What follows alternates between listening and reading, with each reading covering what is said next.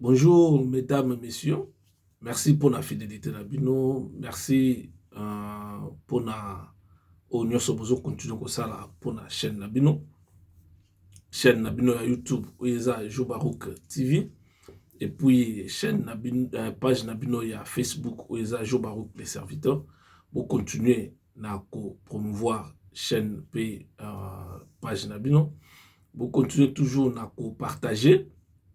Na ko inviter les autres à s'abonner et puis bon continuer côté point de vue nabino j'aime ou pas point de vue nabino na ba commentaire nyonso ana et ko aider biso pour na ko yeba ndenge nini chaîne ezotambola ndenge ni page ezotambola comment est-ce qu'on était par rapport à sujet autre et baki na ko aborder oui baka toujours côté point de vue nabino et puis bon continuer toujours na ko partager. Plus nous besoin partager, plus ce chaîne audience à chaîne s'agrandir et plus page continuer comme appel page jamounene. Pour la biso, le plus important, c'est vous informer, c'est vous aider à comprendre ndenge nini politique il y a RDC s'est passé, ndenge nini sujet moko oyo batu bazolobela. Biso soki tozwa ngo ndenge nini to analyse yango. Donc wana eza musala na biso ko analyser, ko partager na bino. Donc c'est pour cela, eza bien lorsque nous on partage vu ya sujet moko boye wana bino ezala bien bo pesa point de vue na bino pe. Pour tout le monde n'a que point de vue na parce que on peut aussi continuer à discuter sur na ba écrit côté vous autres ça va commentaire biso pe toujours y bana ko répondre par rapport à ma question na bino par rapport à ma préoccupation na bino pe ba ba ko contacter biso il suffit seulement ko koma otiki numéro na yo ya WhatsApp comme ça biso to ko yeba na ko rappeler yo pour to yeba na ko solo là si tu veux participer na émission tout ça débat ou bien tout ça la reportage na Kinshasa, na États-Unis, na Europe et puis partout ailleurs. Oh, tout ça na moi bateau ba ko participer et puis to ko pour ça la émission direct. Il suffit seulement to bandi émission au quotidien de tout ça là. Nous sona to ko bandi ni à discuter ngo ce qui osa intéressé na ba makambo là. Awa na chaîne on parle de tout. On parle de la politique, et on parle aussi des faits de la société, crise économique, la situation sociale, surtout on parle plus de social, de la sécurité et de tout. Donc, tout ça ouvert dans ma communion, on parle de religion dans ma communion. Tu as remarqué qu'il y a une chaîne, moi, instance musique, ou projeter moi, musique, non waneza pe tant il y a divertissement pour que abonné na biso bazala bazala te que kaka émission baza pe kota la pe musique ce qui peut toujours ba contrat na batu ya ba groupe oye basala ka ba série congolais au bango benga ba théâtre congolais mais ça ba théâtre te sont des séries. Celui qui écoute un bateau va la série, on va commencer aussi à vous diffuser la série congolais et consorts. Messieurs Bandozala, il suffit seulement bateau au bas prêt à participer à l'émission na biso, contacter biso à partir kaka ya chaîne na biso ou ya YouTube ou bien la page na biso à Facebook, il suffit seulement de nous écrire au commis au numéro na ya WhatsApp. Ou biso to contacter yo biso mo to benga yo so en ligne to benga so en ligne te to tikela au message vocal so yo après pour biso WhatsApp ezaka ouvert 24 heures sur 24 donc eza bongo donc lelo toujours lobela mingi makambo ya ndenge zo de kaka na politique na biso dernièrement to utaki kolobela sur makambo ya ba jupe donc il y a un SUV mais tellement to messala la Congo ko benga ngo ba Jeep bon ils ba Jeep te mais ils ba SUV kaka ya ba Hyundai mais to lobela kiango Alors, moi, tu benga équipe, tu remets un Jeep. Tu veux dire pourquoi? Parce que nous, on n'était pas contents. Il y a comme on a train de vie. Il y a des politiciens congolais. Et ça, il y a Karamoulaï, na train de vie, il y a des Congolais landa. Donc, les Congolais, Congolais landa, à Vivaka. Donc, même pas na SMIC, il y a salaire. Donc, parce que les SMIC na Congo, ils ont respecté tout. Salaire, il y a un Congolais, ils ont na C à $50. Mais, prix en Daku, na Kinshasa par exemple, ils ont déjà na $100. Mais comment ça fait-il une personne qui a gagné moins de $50 a arriver à foutre la Ndaku où ils ont plus que son salaire? Il y a un monde qui est un miracle. Mais or, miracle wana, tu peux continuer toujours à accepter que tu vives un miracle. Parce que les politiciens n'abisso, ils vivre bien nourris, bien vêtus, bana bango bazotanga na ba conditions bien. Ya biso bana bazotanga na ba conditions oyo eza même pas digne ya bato bakoki kotangela. Mais ba politiciens ils se donnent eux ba privilège nyonso ya mboka sans compter la souffrance ya population.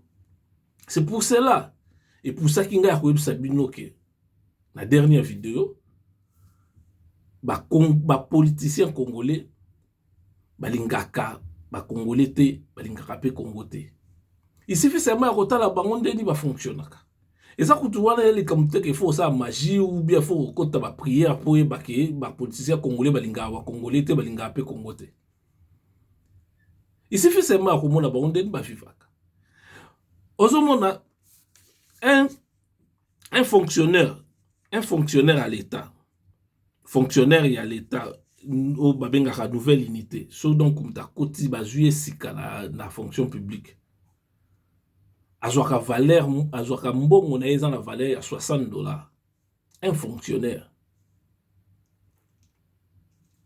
fonctionnaire à l'État, nouvelle unité, mbongo na eza na $60. Donc, soit à Poussani, à Saïmo, à Tambon, on est comme à $100, et ceux qui vont côté, on a à peu près. On a $.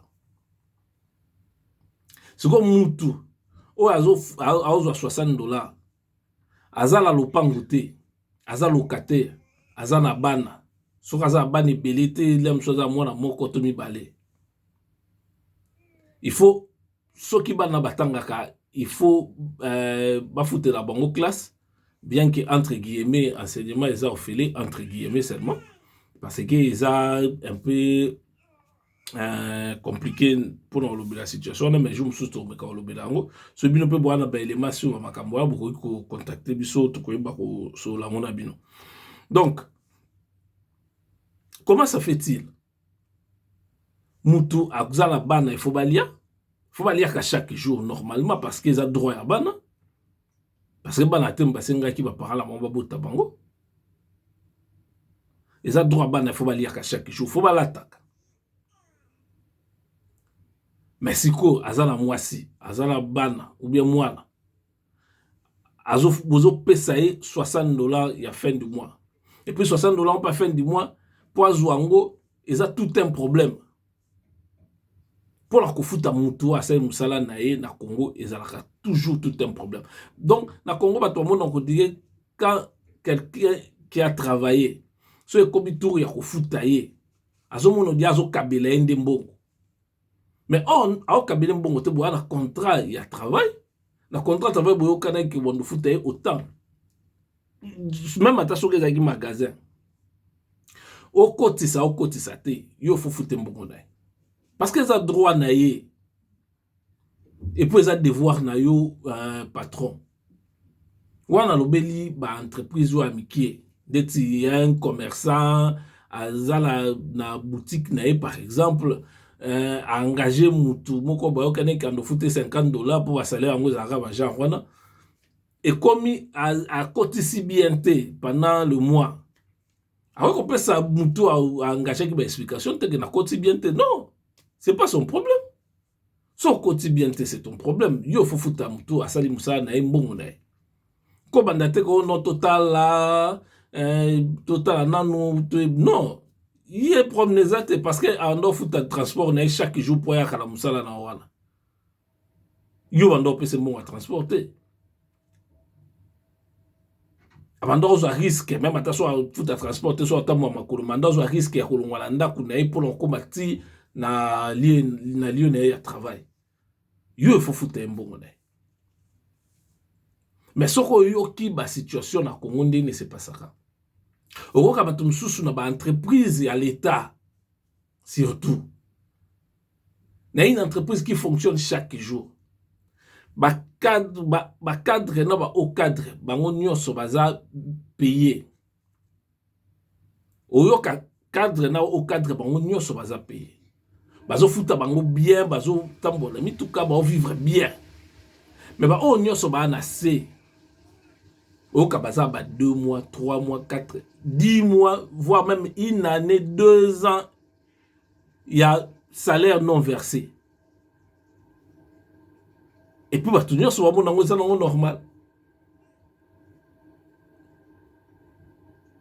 Donc, c'est comme si tout le monde soit la grève. Soit les morts, ça grève, parce que la grève, nous avons une solution à la carte. Solution à la carte pour la nuit parce que l'État considère la bangote. Donc, ce qui veut dire que l'État congolais ne considère pas son peuple. À défendre le peuple n'a été. Pourquoi? Parce que l'entreprise, surtout l'entreprise privée, même s'ils maltraitent les Congolais, parce que sont protégés par la présidence de la République, l'armée, le gouvernement, et haut placé quelque part. Tout ça, les Congolais, mais ils disent rien. C'est ça le problème aussi. Lorsqu'il y a quelque chose qui ne va pas, il faut ôter les mains. La vie, il faut savoir dire non. La vie, il faut savoir dire que assez, assez. Donc, tant il est qui. La vie, il y a des fois, il faut renverser les tables. Parce que situation où on va vivre, on continue à vivre en bon côté. Nouvelle unité à fonction publique dans le lobby, il y a $60. Mais un député, il y a dans des $6,030. Na information biso non. Bien que ba député de bazawana balobaka salaire na bangote. Ba pesa salaire na bangote. Il y a une enquête qui va tout député à combien le bureau a refusé de donner ce qui va député à combien. Même les députés eux-mêmes, personne n'est passé dans l'émission qui comme quoi que non autant. Le député de Kara na TV, tout n'a ce qui besoin à combien la salaire à Olobate. Mais basé dans les 6 selon l'information sur $6,030. $6,030. Sans compter avantage mususu ba pesa bango wana na bambongo mususu baswana $6,030. $6,030. Donc on a train de vie à riche. Donc un député congolais aura à peu près même salaire na un député français. Mais la France, c'est un pays riche, très riche. Mais le Congo, c'est un pays pauvre. Un pays pauvre, mais l'autorité de mon à peu près un député à un pays riche. Donc, ils se donnent des privilèges. Ils ne pensent pas à la population. Mais quand on se là, il faut diminuer, on a 1 000 ou 2 000. ba député ba kota sous na parlementaire ceux qui osa député oh yo bi que non il faut tout ça là que to diminuer mbongo na biso po kitabo yo ba wolola on na kata ya parlement ceux qui osa président ya parlement on me dit que non il faut tout dukato diminuer salaire na biso ba ko ça la motion de censure pour longo parce que ce sont des égoïstes. Ils ne pensent qu'à eux. Talaka ka preuve n'est que lorsque balongwe ba trahir ba FCC ba ke na union sacrée en eza union sacrée et ça il faut pas que l'on comme suppose union sacrée. Ce sont pas des gens dignes. Oh ba ko ba ke c'est union sacrée. Union sacrée zana union sacrée par rapport à quoi? Parce que bato mingi ba yoana ce sont des traîtres.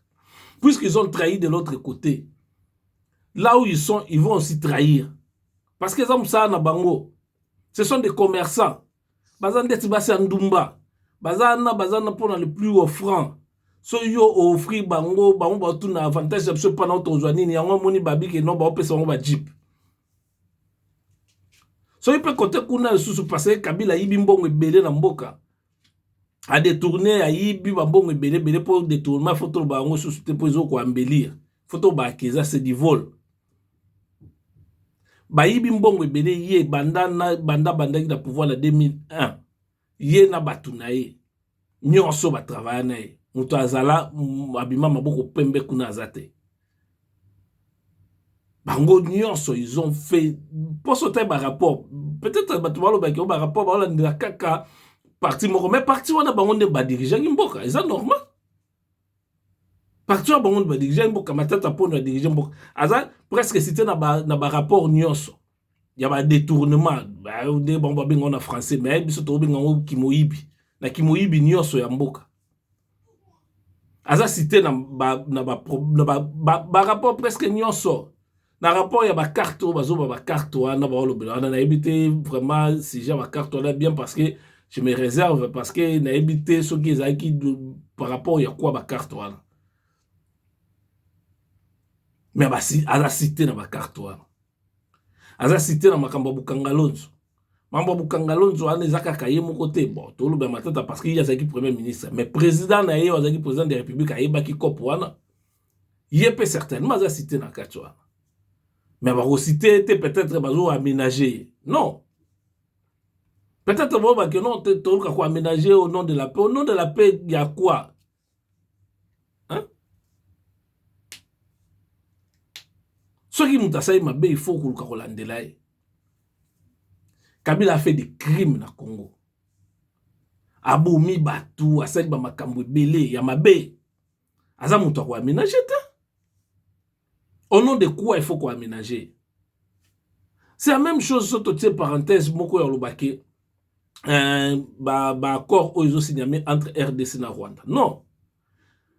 Tu que ça a été que plus d'un million de personnes au Nyon sur la Est.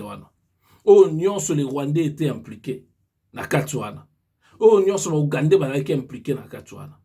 Au Nyon sur RCD, parti à RCD étaient impliqués. Au Nyon sur parti à MLC étaient impliqués. Au Nyon sur même phare DCP, étaient impliqués dans le Katouana massacre BD dans Katouana. Tout le qui sont des malades. Il y a eu des massacres, il y a phare DC. Na makambwa kamwena sampo. Il y a eu des massacres avérés. Ministre de l'Intérieur, inquiété était Ouazaki Chadari à l'époque. Ministre de la Défense, inquiété était Ouazaki commandant na place on a inquiété était tout le monde côté inquiété. C'est comme si vie à Congolais et comptara dans côté. Donc un Congolais quand il meurt c'est ça normal. Lobby kaka dimanche awa yayi attentat na Bunia kuna. So na Beni. Un kamikaze s'est fait exploser dans l'église. Batuazo bake bayebi mutuango aza Ougandais. Même boyebi yesiko bwando tala ekaka ndengwa botika ke bon point. Revendication les aguinini yake ça ndengwa. Un Ougandais qui vient faire attentat na carte RDC. Et l'équipe ndengwa là. Na oki ata bato bazolobela ngo te oyo bazo se préoccuper na likambo wana non. Awa na France il suffit kaka mutu moko ke abimaki na nzela apoignardaki mutu moko boye wana mais presque ba chaîne nyonso fo balobela ngo. Ministre intérieur se déplacer pour ya ti place wana pour yeba so problème mani lekaki ndenge nini ako interpeller ba service na ye. Comment est-ce que vous avez dit que vous avez dit mais na Congo, ministre intérieur, n'a interpellé. Commandant à ville, ou bien au hasard, si le gouverneur militaire, on a battu kuna na ben. N'a interpellé bango kuna. Attends, tout le monde t'a interpellé. Parce que la vie des Congolais ne compte pas. Mais il faut que ça cesse le quoi. Il faut que la vie des Congolais commence à compter dans Makambu. Tout comme on dit que non, les choses et les non. Il faut se réveiller. Il faut pousser dans la politicien, il faut tsaka bango na position moko boazo mona ke na position mabe. Il faut arrêter avec les fanatismes. Surtout ba membre ya ba IDPS ou ba parti msuso baza na pouvoir surtout bino. Botika ko pakola kaka ba politicien no mafuta. Ils ne vont rien faire. Après, les canengwa bon non, te moni ezalaki non. Il y a le cambo premier mandaté. Il y a le cambo il y a peuple congolais. Bah accord avec les Rwandais, on ne peut pas laisser que ça bah accord. Il faut que les Rwandais d'abord bah indi ma responsabilité na bango na ba massacre au les kala Congo et puis bah futa au ba futa. Toro les qui sont kakandengwa là. Et puis les Congolais, et puis le Congo, ils babomi ba Congolais, nyonso wana c'est rien parce que ce sont les Rwandais, non, quand même, pas jusque là quand même, hein? Pas jusque là. Et ça blom sous faut pas qu'on tolérer. Comment ça fait-il beaucoup de tolérer makam sous et ça ba genre là. Et ça bien té. Donc les Congolais, il faut vous réveiller. Il faudrait que boye bakoloba non. Boye bakote les mila ba politiciens na bino. Les politiciens ne pensent qu'à eux. Un ministre qui touche à peu près $17,000. Salaire coûte la président de la République, na premier ministre yebanité. Pourquoi est-ce que salaire à premier ministre na salaire à président yebanité? C'est que bon ba centaines de milliers. Pendant qu'un président aux États-Unis a touché à $50,000, les pays les plus riches. La France, président touchera $15,000, 15,000 euros. Président a touché à 15,000 euros. C'est un salaire mou qu'on a premier ministre.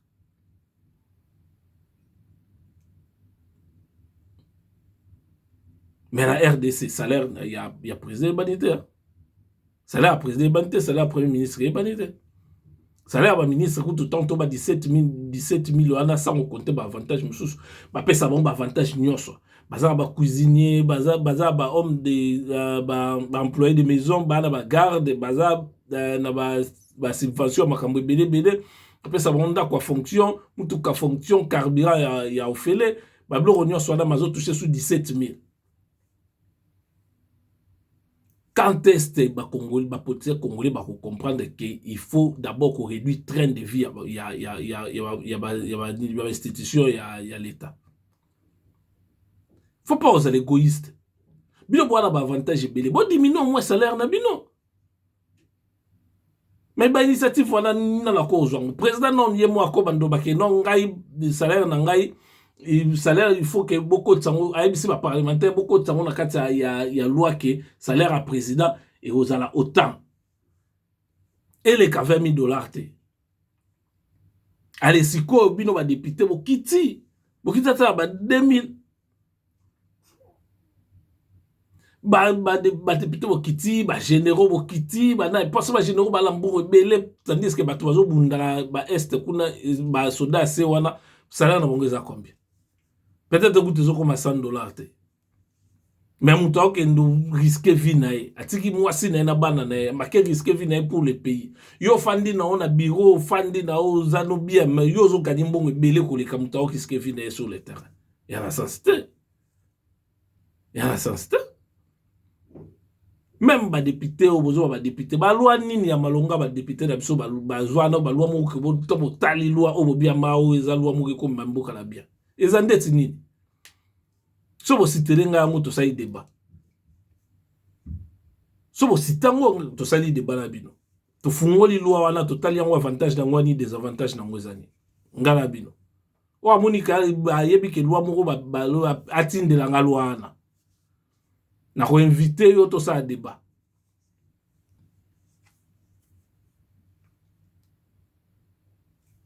Bah, politiciens congolais n'aiment pas les Congos. Et n'aiment pas non plus les Congolais. Et puis, plus pire encore, na oka ki sous nan journaliste mokazo sala ba éloge ya Kabila. Mais non. Comment ça fait tu au kitati na ba niveau même attaque au cause à la mutu moko za aveuglé. Mais quand même ça éloge à Kabila. Kabila c'est pas un modèle. Kabila c'est un criminel. Combien de crimes au Boutouana Salikuna? Il a tué les gens, il a tué l'économie du pays, il a tué les sociétés des Congolais, il a tout pillé. Il y a une famille, il y a une master, il y a une camarade. Excusez-moi pour une tautologie. Mais comment ça fait-il beaucoup de modèle? Il va avoir alliance entre Kabila et Katumbi. Ah, mais non, quand même. Nganaza mutu ya Félix c'était mais alliance va gérer alliance ya contre nature. Qui a fait que Katumbi a kende na exil? N'est-ce pas Kabila? Alors Kabila Katumbi pour que azo pouvoir na Congo, il faudrait que a kende ko s'allier na Kabila. Mais so Katumbi a ke s'allier na Kabila, ce qui veut dire que ngana ko appuyer loi ya congolité. Parce que l'alliance est contre nature. Katumbi c'est un politicien. A qui peut arriver à gagner une élection yemoko na ba allié na mususu sans ko impliquer Kabila. Kabila komi toboyité c'est une force parce que mbongo nyonso ayibi na mboka azana yango. Minduki misusu asomba ya yemoko na ba milice na nyonso bafanda na wana azana yango. Toboyité c'est une force. Mais il faudrait qu'on se décide que les voisins moyens, soit qu'on faire fuir rien dans Boka, soit qu'on arrêter. Parce que c'est un danger permanent. Aussi longtemps, il y a la kaka, c'est un danger. Parce que à tout moment qu'on fait Tumbamboka. Il faut le créer à disposition. C'est un criminel, il faut l'arrêter. Mambo réconciliation totale en sima mais bokangi na mutu bobotoli obotola botali obo sala ce qu'il faut juger après on est état là etika les ça sima ngala extrémiste était. Moi j'aime que situation ya batu ezala bien. Il faut pas bobengaka ba politiciens no ba excellence, ce ne sont pas des excellences. Ce ne sont pas des excellences. Ce sont des gens qui sont qui sont des égoïstes. Et l'excellence ne peut pas être égoïste. Il doit savoir partager. Il doit savoir qu'on se sacrifier pour le bien des autres. Mais les politiciens congolais ne se sacrifient pas. Ils se disent que non, on a gagné mbongo nangai, nazo tonga bandako, nazo bomba mbongo msusu pour na préparer ba élection. A étant comme période de propagande, il y a les sous-souka et pas la bino. Akoya kosi bino na moi lamba, na moi t-shirt, na moi ni moi lipani ni bo lié bo meli bo bika ayende fin. Non, il y a des fins. Même à ta soka ke ya zumbo na ya kaboli non, c'est pas le rôle des politiciens, des députés. Yakoya ko zambongo kabola bato. Non, il y a rôle n'était. Député Moussa Neza Bunda pour que les social, la vie des populations puisse changer. Les députés provinciaux, ça est l'eau côté, mais ils gagnent beaucoup d'argent. À peu près, ils sont à peu près dans des 5 000 $.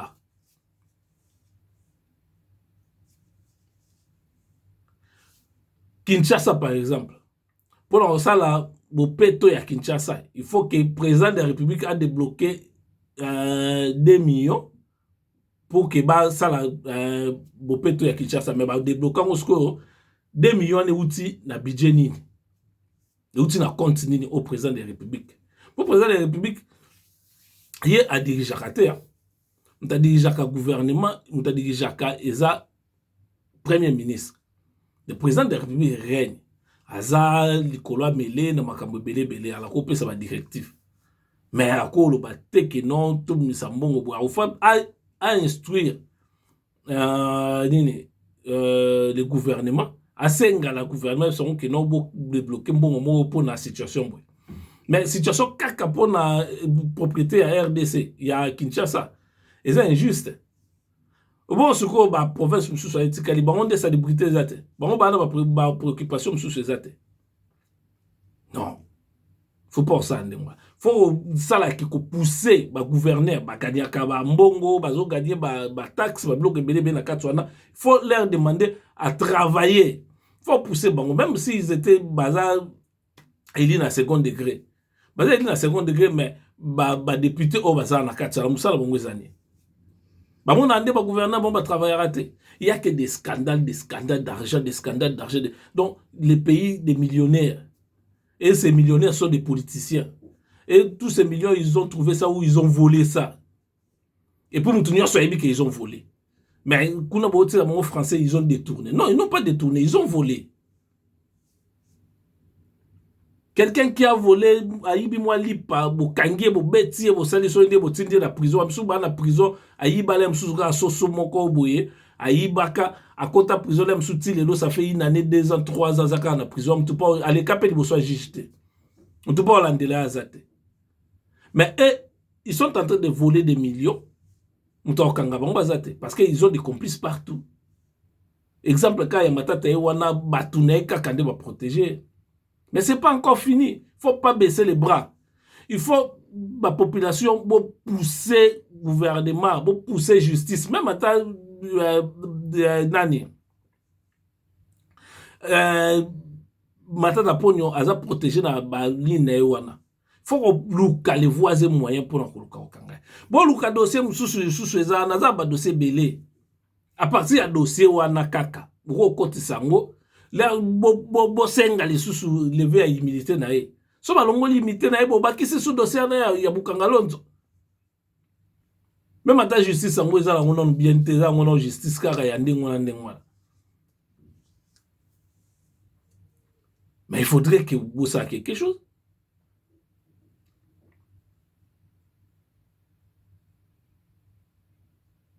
Un juge a côté les makolo parce que non, il faudrait que nata la dossier boye. Vous savez, une enquête sur le dossier boye pour que na yeba ko interpeller un tel pour nous ça boye. Et Moussa Nabino. Et ça Moussa Nabino. Ba magistrat baza kuna ba ko za ateke non luka dossier mo boye po ko établir vérité dans la situation mo boye. Faut luka kulinga mboka. Faut kulinga mboka. Parce que le salaire, les politiciens, il est kébélé. Peuple congolais. Il faudrait que vous là, que vous poussez par ma marche, par ma revendication, les Congolais, les politiciens, la gestion en boka. Ils ont quitté sa train de vie. Parce que les gens souffrent. Bambongo o bango bazozwa des millions o bazozwa so to plaça ngo e pa ya ba infirmier o basaki ba grève to plaça na ba hôpitaux to plaça na ba école pour na futa ba professeur pour na kosomba ba banc na mona gi image moko boy wana na province ya ba Congo bana bazo ya na ba kits bango moko ba plastique bazotanga na se ya nina ba matiti batie tableau. Oui, les ONG peuvent le faire. Les hommes, les gens de bonne volonté aussi peuvent le faire, parce qu'ils ont un gros problème té, ils ont un rapport na koluka bola mwamboka. Mais liboso nanu, il faut que les systèmes au Congo changent. Il faut commencer maintenant à travailler pour la nation et pour le peuple. Il faudrait que vous changez votre manière et la politique. Quand vous voulez, ancien président en Côte d'Ivoire, Laurent Gbagbo Aloba, quand tu veux être, si tu veux être riche, fais les affaires. Que ça commerce ou bien on ne vient pas dans la politique pour s'enrichir. Mais c'est le contraire qui se passe au Congo. On vient dans la politique pour s'enrichir. Et tout le monde le sait. Et tout le monde le font. Alors, Bobenga Rabatora n'a pas excellence. Ni le président de la République, ce n'est pas une excellence. C'est le président de la République. C'est monsieur le président de la République ou le président de la République, c'est tout. Et nous avons manqué respect. Les ministres, ce n'est pas une excellence. Les députés, ce ne sont pas des honorables. Ce sont des députés, c'est tout. Hein? Il faut que ça change. Botika, c'est la flatterie. Même si on peut faut pas que vous permettre de excellence parce que c'est pas honorable excellence. Non. Vous n'êtes pas des excellences, vous n'êtes pas des honorables. Oh.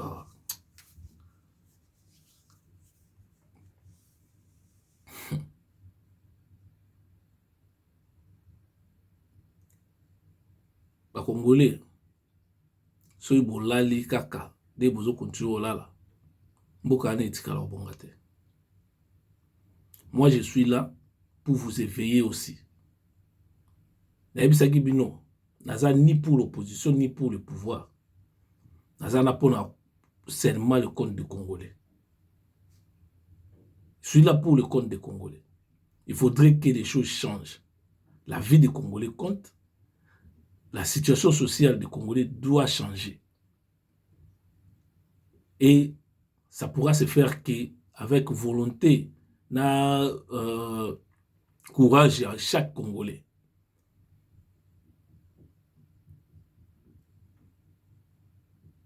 Tout ça l'effort pour que Makambo change. Alors je remercie Batonio sur la soutenir à Bissot. Onyo sur baza na États-Unis, na Europe, na Afrique, et puis partout ailleurs. On va continuer à landa biso. Bo landa biso. Bo partager ba image, bo ça va j'aime, bo ça va commentaire na bino.